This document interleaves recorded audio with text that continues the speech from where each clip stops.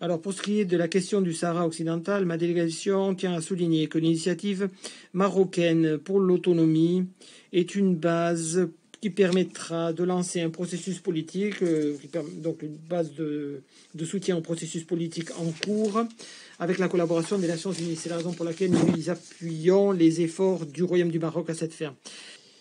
Au final, nous réitérons le soutien de l'État du Koweït à l'initiative marocaine d'autonomie au Sahara. Nous pensons que c'est une solution constructive qui permettra d'arriver à une solution acceptable pour toutes les parties, tout en respectant l'unité et la souveraineté du Maroc.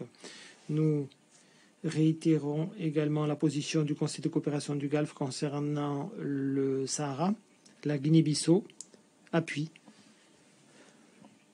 l'initiative marocaine d'autonomie, qui est une proposition viable. Elle est considérée comme étant crédible et sérieuse par le Conseil de sécurité dans ses résolutions successives, y compris celle de 2007. Plus de 100 pays ont exprimé leur soutien à cette initiative.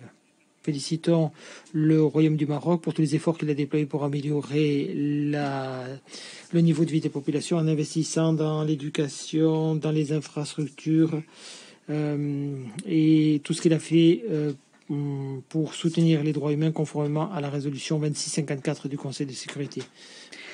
Et dans la droite ligne, dans le droit fil de cette idée, le Cabo Verde se félicite de l'initiative marocaine d'autonomie,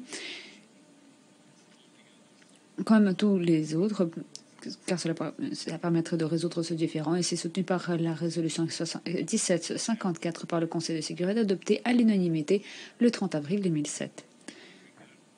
Nous considérons de plus qu'il s'agit là de la seule base d'un règlement politique juste et durable de ce différend régional durant depuis 40 ans.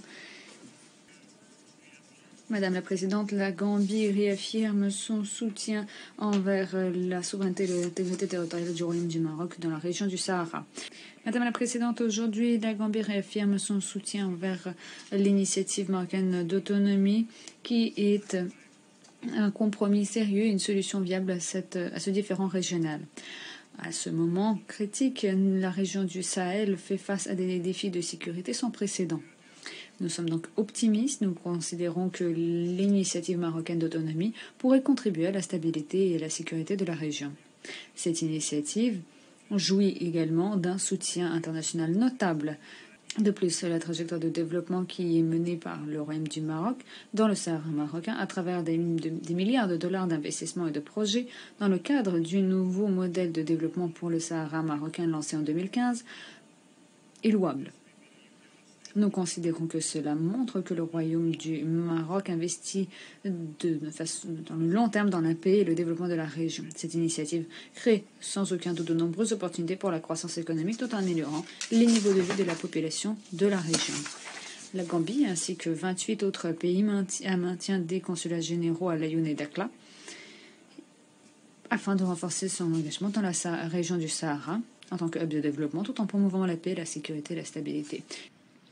Madame la Présidente, la République centrafricaine voudrait également saluer l'initiative marocaine d'autonomie qui va dans le sens d'une solution de compromis et constitue aujourd'hui une alternative jugée crédible et sérieuse pour une solution à ce différend régional au regard de la dynamique internationale de soutien.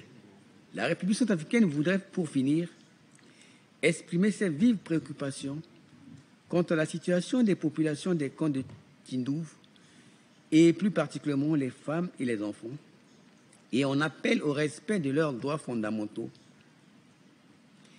Il est plus qu'important et urgent de procéder à l'enregistrement et au recensement de ces populations conformément au droit international humanitaire et conformément au mandat du Haut Commissariat des Nations Unies pour les réfugiés.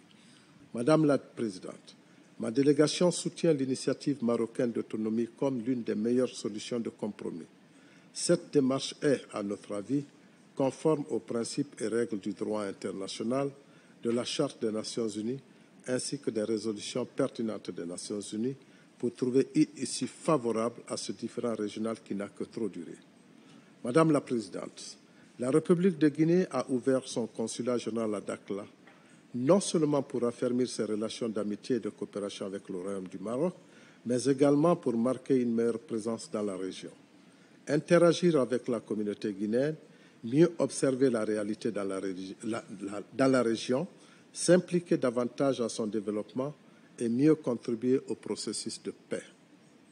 Ma délégation se félicite de la tenue des élections générales, législatives, communales et régionales au Maroc, y compris au Sahara marocain, et du taux de participation y relatif le 8 septembre 2021 dans une atmosphère démocratique, transparente, libre et crédible.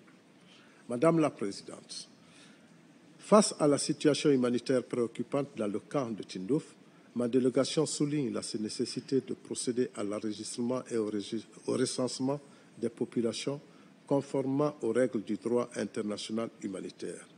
Madame la Présidente, le Libéria réaffirme son soutien sans faille à l'initiative marocaine d'autonomie et est en faveur du plan marocain d'autonomie qui est soutenu par une centaine de pays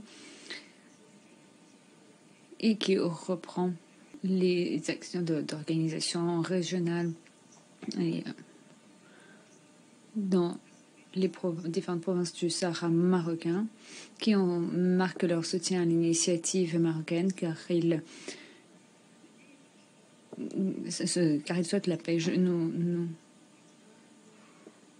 Ce sont des élections qui ont lieu en 2021 et nous sommes heureux de noter la participation de membres élus des provinces du sud du Sahara marocain au séminaire qui a eu lieu à Bali ce printemps. Le Libéria dénonce également l'abus du Fonds Polisario contre la paix et les réfugiés, notamment le fait qu'ils aient nié de l'aide humanitaire. Nous profitons également de cette occasion pour saluer les efforts sérieux et crédibles déployés par le Royaume du Maroc dans le cadre de l'initiative d'autonomie. Cette initiative, conforme aux principes du droit international, de la Charte des Nations Unies, ainsi qu'à toutes les résolutions pertinentes du Conseil de sécurité et de l'Assemblée générale des Nations Unies, constitue une excellente base de discussion pour arriver à une solution négociée de ce différend. Nous formons également le vœu que tous les efforts entrepris par le Maroc pour mettre en œuvre des solutions politiques sur la base de cette initiative puissent aboutir à des résultats positifs. Madame la Présidente, nous nous réjouissons par ailleurs des réalisations substantielles du Maroc en matière de droits de l'homme, toutes saluées par les résolutions du Conseil de sécurité, en particulier la 2654, sa coopération bilatérale fructueuse avec le Haut Commissariat, ainsi qu'avec les organes des traités et procédures spéciales du Conseil des droits de l'homme. Pour rester informé, je vous invite à regarder les vidéos Maroc 24 qui s'affichent sur votre écran.